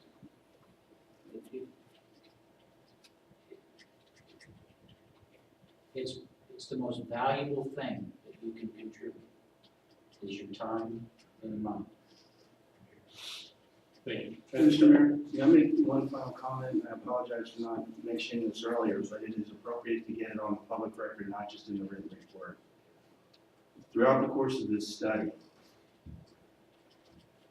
it was clear to CAPTAC that every single department is pursuing an ongoing effort to get the most with ever diminishing resources. In all cases, they are constantly looking for ways to improve what they do and to get more bang for the buck. Our efforts were not an outside influence somehow trying to motivate a stationary object. It was a way of trying to align our energies for a greater benefit. So the respect that I have for the city employees is immense. I had a feeling it was going to grow during the study, and it did, beyond what I ever anticipated. I have a feeling that was mutual too, So- as you guys went on this. And to that extent, and not that I'm going to get anything out of it, but I think a lot of it has to do with the leadership of the city manager. So I want that on the record. Well, thank you. I'm going to open this for public comment. I would like to ask the lawyer before I start, Jim. I think that Kathleen made a good point, and Cheryl emphasized it. Now that we are on YouTube and saying addresses, is there a way that we can just come up and state your name and then give Lenore a sheet of paper with an address date? Do you have If you don't want to do it. if you don't want to give your, That's your call, that's in your policy. You asked them, I think that's actually in the policy that says that you state your name and address. I think the idea is, I think part of the idea is that, councils is in order of preference is that they know who the actual residents of the city are that come before them. That's what, I believe that was the reason that was put in. could we ask name and set like each resident? Some cities do have that as a policy, whether, Cocoa Beach residents, what they're required to say or not. Do you still need an address on top of that, or can you just say name and Satellite Beach. Satellite Beach resident? Or if you're not a resident of Satellite Beach, do you just say where you, or It's just say? actually in the policy that they shall clearly state their name and address. Okay, we can amend that to name and residency or city or county So resident. what you could do is, you could do a combination of the two, is fill out or actually when they do their sign-in sheet or whatever, or do a card or however you want to do this, is they'll just put their address on the card, and then when they come up and speak to council, they can say, residents, just like we're saying, it's my name and I am a resident or I'm not a resident. I think that's good. I'd like to do that can we do something for tonight? Because we're gonna have a lot of people speaking tonight on many different subjects. Why don't we just make a motion to amend the procedure and just say resident or non-resident? I think there's a procedure for amending it, I think it has to be done at the subsequent meeting from when it's brought up. Okay, so we'll do it next time, so. So procedure for procedure. All right, I'd like to adjourn this meeting. Oh, I can't. Okay. All right, agenda item number 7, citizens' comments on the final report of KPEC. Anybody? Michelle, I'm sorry. you can mumble. Sorry. Yeah, okay. I didn't see the report, I know there's been a lot of effort, time put into it, and I'm appreciative of all parties. Will it be like, oh my gosh, here's a page we wanna look at, and some areas that we can, save money, so we don't have to, go through the whole 92 pages, whatever, is there a Yeah, skinny what get down version of the, is there a down They here highlighted page? the good parts. Okay, So, and this is on the website, transparency website. It will be, I don't know if it's there yet, probably as soon as we ask. because I think that's, at the end of it, that's what we're looking at, we wanna see. I think you'll be able to glean through it and see what you're looking for as opposed to reading through just verbiage. At least I was. I thought it was rather powerful prose.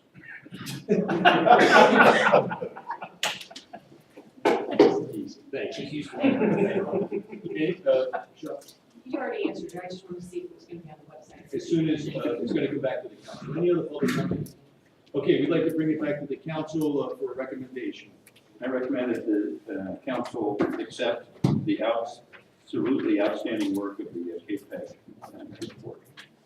And I want to acknowledge receipt of the final report of the Citizens Advisory Panel for Efficient Government. Thank you. No second motion. Okay, I have a motion by Councilman Bowman, second by Vice Mayor Rose. Okay. Lenore? We have a motion to acknowledge receipt of the report. Okay, Councilman French? Yes. Councilwoman Bieber? Yes. Vice Mayor Rhodes? Yes. Councilman Bowman? Yes. Mayor Conley? Yes, and thank you. Motion passes unanimously. We have, we'll take a break at 8 o'clock. We have 10 more minutes till 8, if that's okay. Agenda item number 8 is ordinance number 1054. Give me a chance to get there, and then we'll, Mr. Beadle will read it.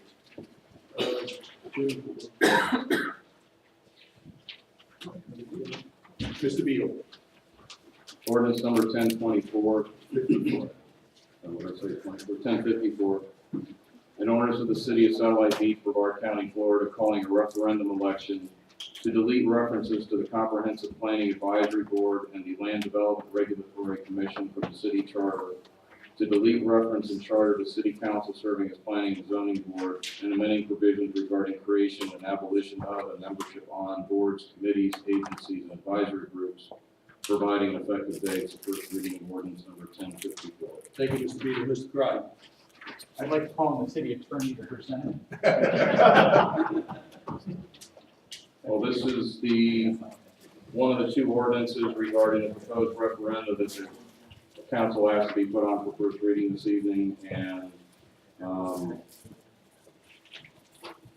this was the suggested revisions by Councilwoman Beenan, which will allow, the primary result will be the allowance of the local planning agency, if council decides to do so, acting as both the local planning agency and the Land Development Regulatory Commission. Okay, thank you. Councilman. Just as an update, basically right now in our charter, we have the establishment of these boards. And so it just gives the city the flexibility to create or abolish boards via statute rather than have it in the charter. Yep. My only question was, when we were discussing this, didn't we discuss that we wanted this ordinance to read, that we were just gonna have one or the other, right? Well, we talked about that, and we have to do the referendum, then we have to do some, I guess, ordinances after that. The then to ordinance- create one. What confused me though was when we said, and establish city council as the planning and zoning board. That confused me. We didn't want to do that. No, it's actually eliminate, I put the wrong word. It should be eliminate. Okay, now I'm with you. Actually, You're right. Yeah, that's confusing. Okay, now I'm on what? actually, it should say eliminate reference of city council plan. But let me just make sure it's. How much does a lawyer make for making corrections like that? Don't ask me. Now, this also is like ad hoc committees, just about anything that we create, right? Just not only. I think ad hoc is already, this was a charter issue because it established We would do. comprehensive planning board, the PCAB, and us as the planning board. Where, did you come up with this from other cities, municipalities, they do it this way? Yeah, exactly, that's why I provided the language in this town. I mean, there's some historical references to why we did what we did in the past, but this is just eliminating that. We stated that. Any other council comment? I'd like to open up agenda item number 8 for public comment. We can bring it back to the council for a motion. Make a motion to approve ordinance 1054 on first reading with the change made, the wording change made. Thank you. Second. I have a motion by Councilman Billman, second by Councilman French, Lenore. Councilman Medina? Yes. Vice Mayor Rose? Yes. Councilman French? Yes. Councilman Billman? Yes. Mayor Fontaine? Yes, and the motion passes unanimously. Agenda item number 9 is ordinance number 1055. Mr. Beadle. Ordinance number 1055, an ordinance of the city of Satellite Beach, Brevard County, Florida, calling a referendum election to amend section 6.03 of the city charter to create a new provision prohibiting any increase in ad valorem millage rate, amount of non-ad valorem assessment, or public service tax rate over prior year's millage rate, non-ad valorem assessment rate, or public service tax rate without the affirmative vote of 4/5 of the city council. Prohibiting imposition of previously not imposed non-ad valorem assessment or public service tax without the affirmative vote of 4/5 of city council, providing effective date. It's the first reading of ordinance number 1055. Thank you, Mr. Carter. The title of the ordinance is fairly descriptive of what the ordinance involves. The only public comment that I've received since council provided directions to prepare the ordinance was a citizen asked, what happens if 4 members of council are voting and a 4/5 vote are required? However, that's one of the questions that's posed. If you go to the language that will be in the charter, it's the supermajority vote of 4/5 says 4 votes. So it's clearly defined in the wording that will be in the charter. All right, let me bring it back to the council. What does the line, the supermajority requirement will apply to imposition of revenue sources not previously utilized? What does that mean? For instance, if you have a non-ad valorem assessment, or you're looking to impose a non-ad valorem assessment to bring up a bad history for some councilmen, the fire assessment, that's not something that we have a non-ad valorem assessment for now. Right. So that would require a supermajority vote if you sought to impose that. Okay. Well, I went back and I was looking at the referendums that were on the ballot in 2009. And these were written really succinctly and they made sense. And I was wondering, for example, referendum 5 back then was for the 4/5 vote for the city manager. And all it said was that shall Satellite Beach amend its charter to require 4 instead of 3 council member votes to remove the city manager. So I went back and I looked at this and I said, well, why don't we just apply that to this? And say, shall Satellite Beach amend its charter to require 4 instead of 3 council member votes to approve any increase in ad valorem millage rate or introduction or increase of non-ad valorem assessments or public service tax rates in excess of the prior fiscal year. And you take all that other stuff out of there. I could do that. Okay. I know you wordsmith it, you got those words down fast. I'm not sure it's more efficient. We may want to do that. It's more efficient after all.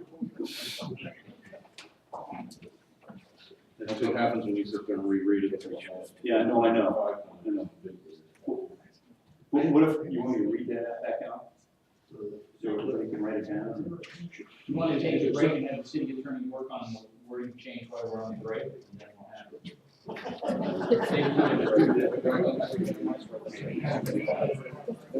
Just between here and here, so let me write it all down.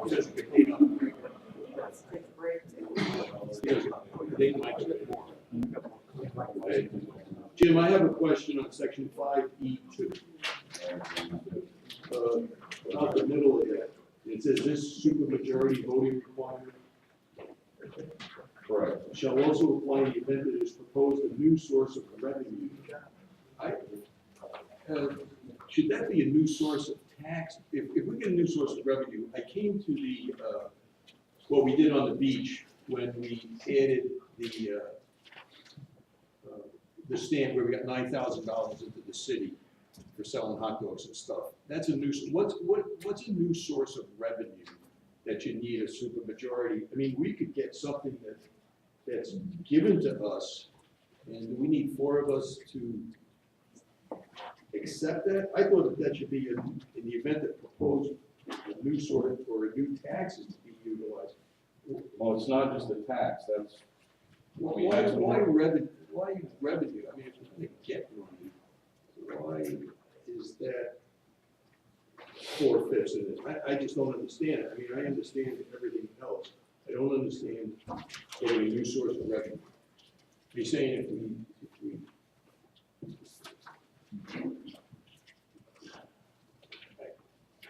that's what that's the part that. My rewrite actually, I think, takes care of that. Okay, this. Okay, he's talking about the tax bill. I'm talking about the tax. Oh, I'm sorry, I thought you meant about this part of the, okay, because this part covers that whole tax. Yeah, because if we came up with a new part of revenue, we need a 4/5 to accept that part of revenue.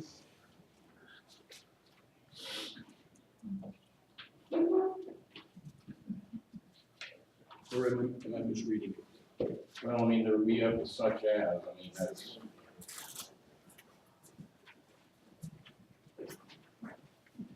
Try comment. Is that, okay, I'm just. Man, this is in circle. Well, Am I reading it wrong? I don't know, I mean, if you look at, I mean, I hate to revert to the report, all right, there's a couple of dozen types of revenue that the city gets, you know, over, you know, the course of a few years. But we agree with the mayor, we're not talking revenue here, we're talking millage rates, assessments. I'm sorry, we're not talking all revenue here, we're talking millage rates, assessments, and public service tax. Well, how about just saying then, this supermajority vote requirement shall also apply in the event as proposed.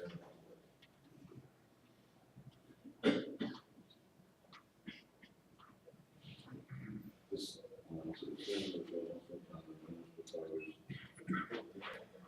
a public service tax or non-ad valorem revenue source. Something like that. I mean, because I think it's a tax and not a revenue. Non-ad valorem assessments. Yeah, but I'm saying use a public service tax or a public. Or non-ad valorem assessment. Assessment. There you go. Limited to that. I think if you take the revenue part out of there, you're okay. Yeah, I'll rewrite that. No, I agree. Because we get more revenue by adding property to the tax. We don't need 4. Do we need 4/5 of that? I mean, if you want, We're gonna get one. Anybody have any other comments before I go? Can you, I'll ask you to reread, oh, Jim's gonna work on it, great. Mike, should we break and then go back and finish? Okay, we're gonna work on section 1, the referendum 1, the words. We're gonna take a break, and then when we come back, we'll get the words and then citizen comments. Let's take 5 minutes, 6 minutes.